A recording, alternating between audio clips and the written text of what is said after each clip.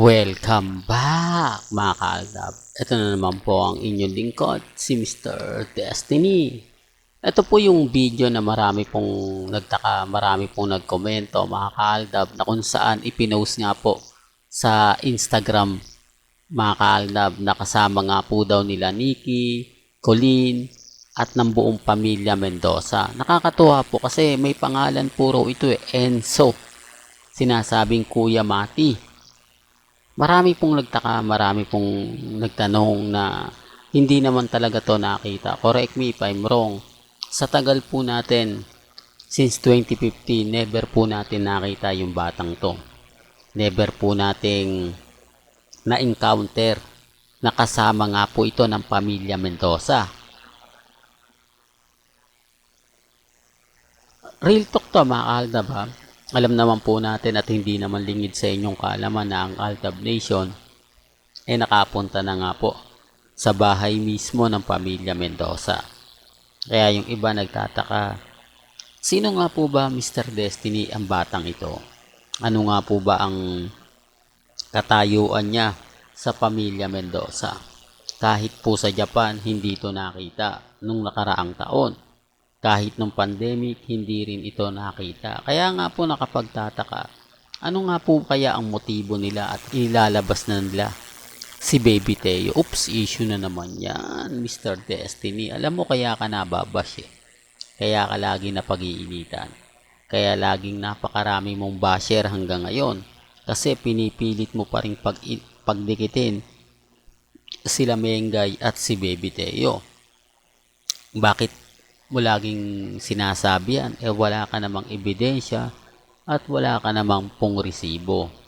Kaya nga kayong mga delulo, kulto, paasa, alam nyo, hindi naman po ako namimilit at dito naman po sa channel ni Mr. Destiny, open naman po kayo. Hindi po ba? Kaya lang hindi nyo may aalis na yung mga update ni Mr. Destiny umaayon naman po talaga sa sitwasyon, umaayon naman po talaga sa mga taong nakapaligid. Kaya nga po simpleng tanong lang dahil malapit nga po o nag-birthday nga po si Baby Teo itong May. Kaya nga po ba nagkakaroon ng mga ganitong moment? Mas pinapaaga nila ang bakasyon kesa nga po sa mga bagay-bagay na eksakto sa araw.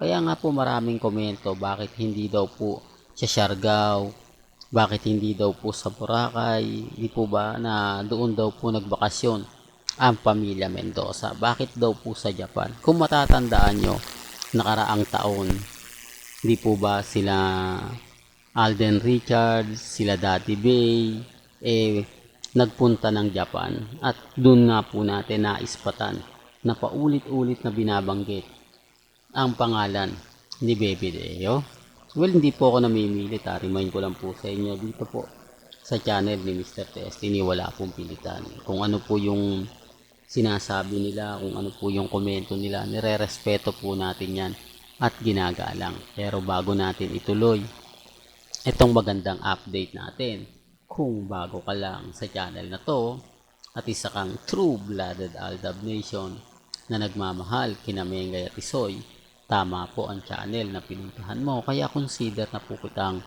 bagong subscriber. At huwag mong kalimutang i-share ang mga video po natin sa mga mami, sa mga titas at sa mga senior. Remind ko lang po sa inyo sa mga galit na galit, sa mga inis na inis. Okay lang po yan. Normal lang po yan.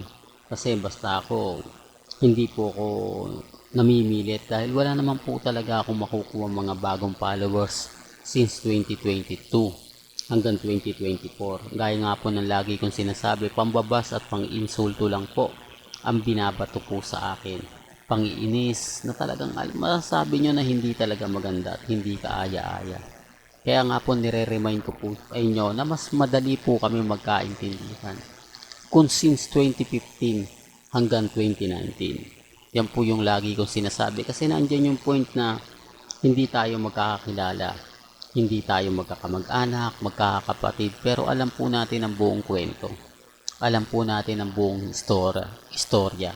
Kaya nga po kapag tayo nagkita-kita at nagkakausap, doon lang po natin ay bibigay o nasasabi yung gusto nating ipahayag. Kasi bawat sabihin ko rito paasa, kulto, di po ba? Yun naman po yung makikita ninyo, mapapanood ninyo, mapapakinggan po ninyo sa mga komento po nila sa social media. Hindi po ba gumagawa pa po sila ng mga video para pabagsakin ng ALDA? Wala naman pong problema. Bakit galit na galit po sila? Sabi nga po nila, wala ng ALDA. Pero parang hindi naman, di po ba? Kasi sa tingin ko, matatag pa rin po tayo. Sa tingin ko, masaya pa rin po tayo. Pero normal lang po yan. Ang importante lang naman po mga kaaldab, nagkakaintindihan tayo, nagkakaunawaan tayo. At syempre, aldab pa rin po malakas. Aldab pa rin po ang nangingibabaw. Kaya wag po kayong padadala at magpapaapekto sa mga ina-update po nila. Hanggang dito na lang po ang ating latest updates. Kaya kung gusto nyo pa po ng pinaka-latest at sariwang update, abay tumutok lang po kayo dito po sa channel ni Mr. Destiny para updated po kayo sa mga latest at sa mga bagong video po na ilalabas po natin maya maya lang. Hanggang sa muli, salamat po sa panonood at pakikinig.